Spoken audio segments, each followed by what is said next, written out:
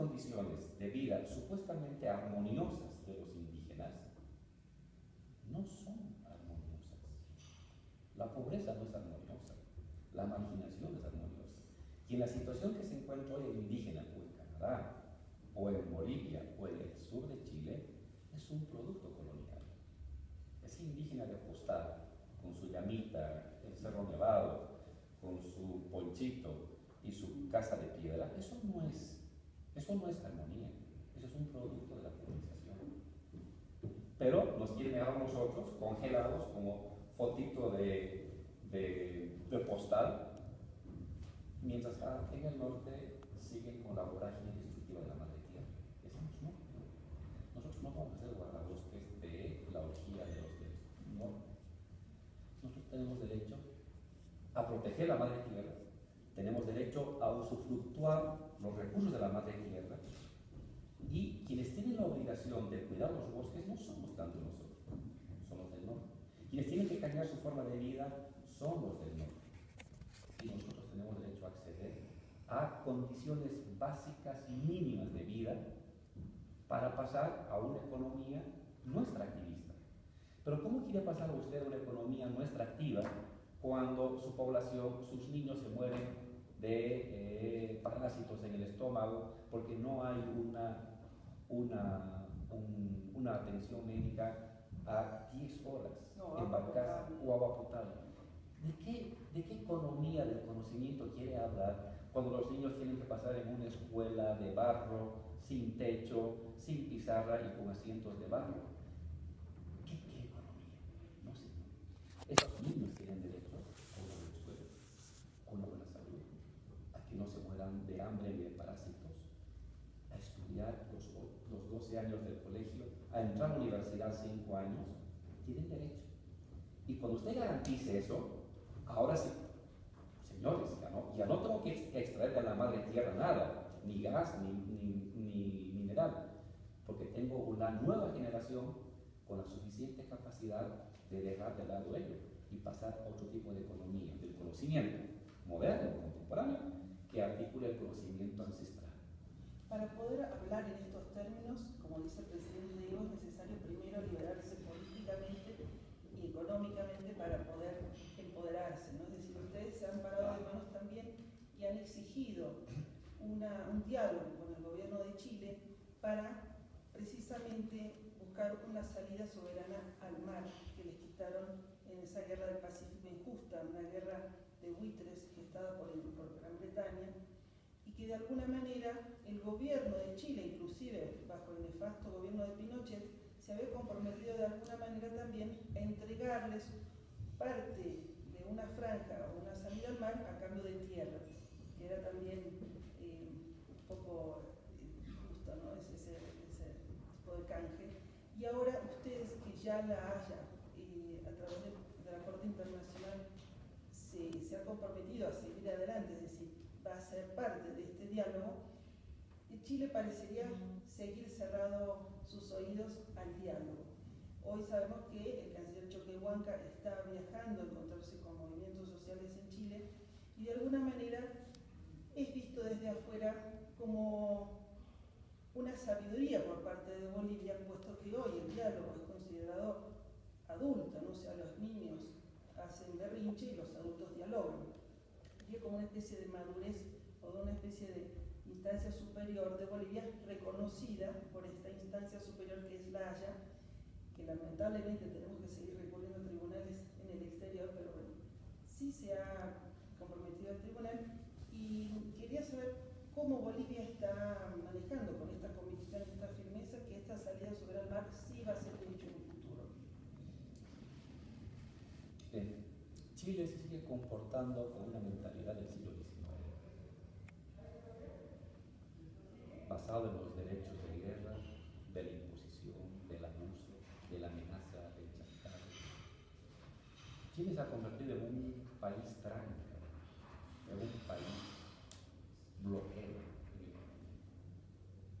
Y eso le hace daño al continente, le hace daño a Bolivia y también le hace daño a Chile.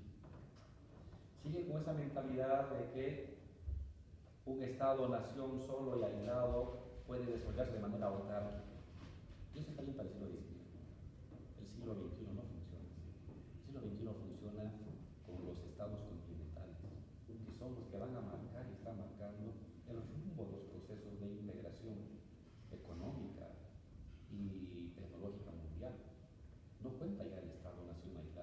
cuentan los bloques regionales. Estados Unidos es un Estado-nación, es un Estado continental. Europa es un Estado continental, Chile es un Estado continental. Los países solos no cuentan. Pero Chile sigue viéndose así como en el siglo XIX. Y claro, en esta actitud de rechazo, de oposición, de confrontación, él es el chico malo del barrio, que se ha aislado de todo el continente. Se ha aislado literalmente de todo el continente, siempre en conflicto con todos los países de su alrededor. Cuando lo que se trata es de buscar la integración. Y con una salida al Océano Pacífico para Bolivia, ¿qué es lo que estamos haciendo? Integrar el continente. Porque eso va a permitir que la economía brasileña, la economía del norte de Argentina, la economía uruguaya y paraguaya, a través de Bolivia, que está en el mero centro del continente, se articule con el Pacífico, vía Bolivia, vía Chile y vía el Perú. Yo estaba en Brasil, hablamos con el presidente Lula y le decía, Brasil exporta a China 40.000 millones de dólares y recibe de China 38.000 millones al año. Es un flujo comercial de 80.000 millones de dólares que tienen que pasar 8.000 kilómetros por abajo para llegar desde los puertos del Pacífico, pasar el estrecho de Magallanes para llegar a los puertos de Sao Paulo, cuando podrían atravesar con 1.500 kilómetros, podrían llegar rápidamente. Y es la integración de nuestras economías regionales, el sur brasileño, el norte argentino, todo Paraguay, todo Uruguay, todo Bolivia, sur chileno, norte peruano, articulado con los grandes mercados del Pacífico. Bolivia gana, pero también gana Chile.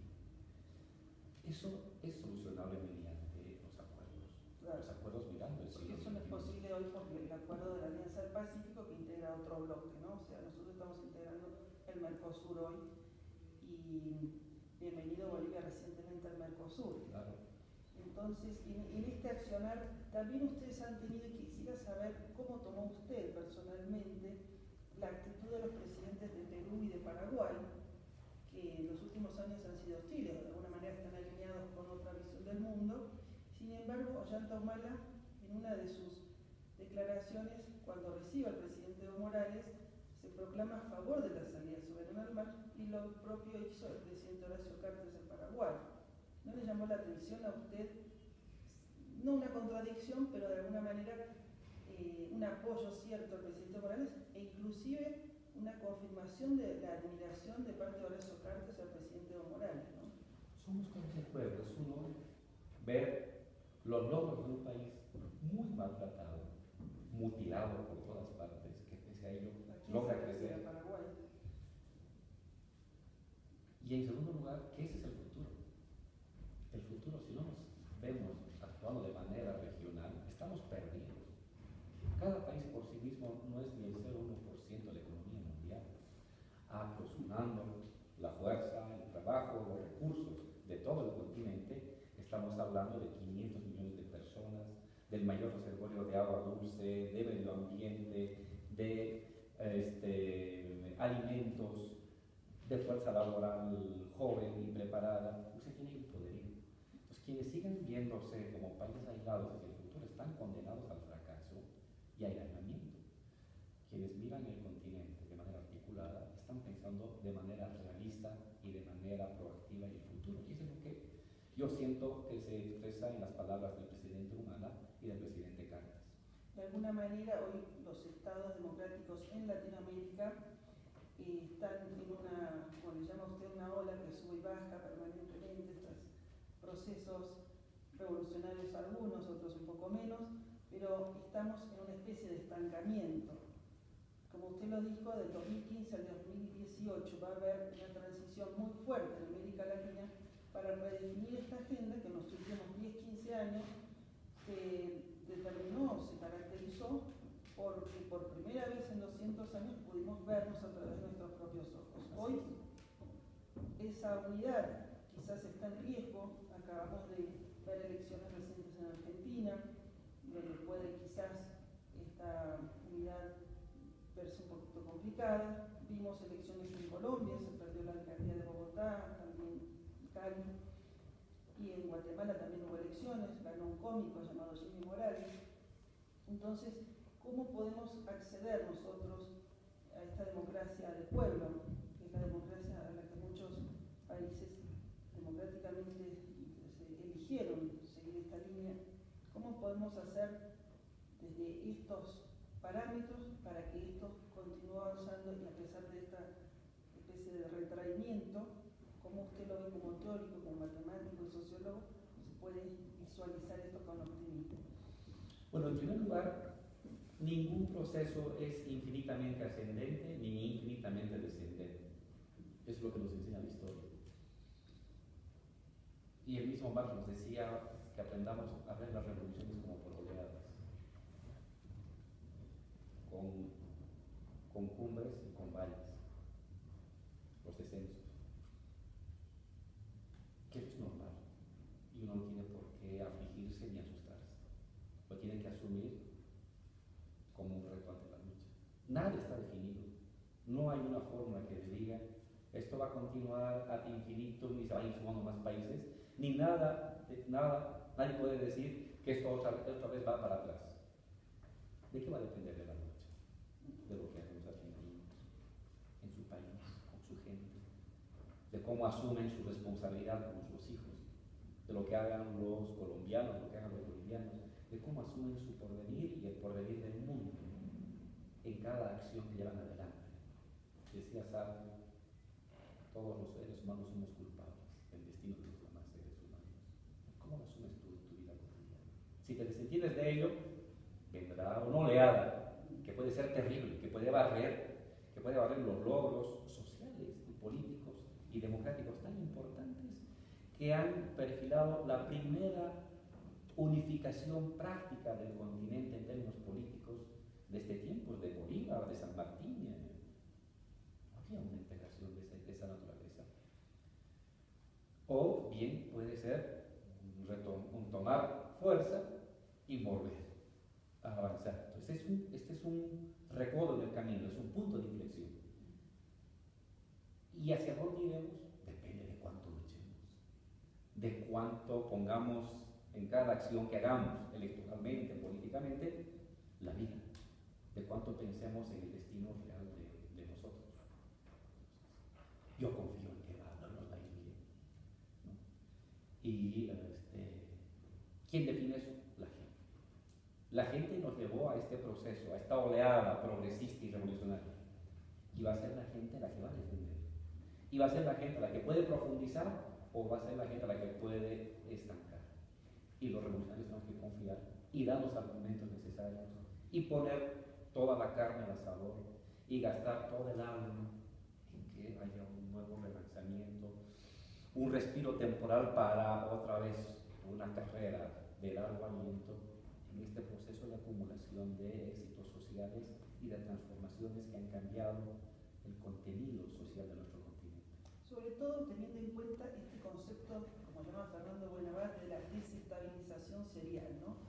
Usted define que los estados, hoy en esta reinvención democrática que es necesario hacer, están siendo atacados de dos tipos de maneras. A usted le gusta caracterizar, ¿no? Entonces, una de ellas es lo que va a suceder en Irak, Libia, Siria, Afganistán, que es la de incorporar a través de procesos insurreccionales o atacando a sus recursos naturales en forma irregular o diciendo que hay armas de destrucción masiva, ya lo hemos visto, y por otro lado, inoculando deudas, como en el caso de Grecia, donde Alemania ha comprado la mitad de los aeropuertos privatizándolos, ¿no? Entonces, hoy desde Latinoamérica estamos, como dijo Raúl Castro también, preservando la zona de paz, pero también alerta para que no nos vuelvan a hacer lo que nos hicieron en los 90. ¿Sabe por qué son esas frases tan fuertes? Porque el neoliberalismo no ofrece otra alternativa más que la catástrofe que él ha vivido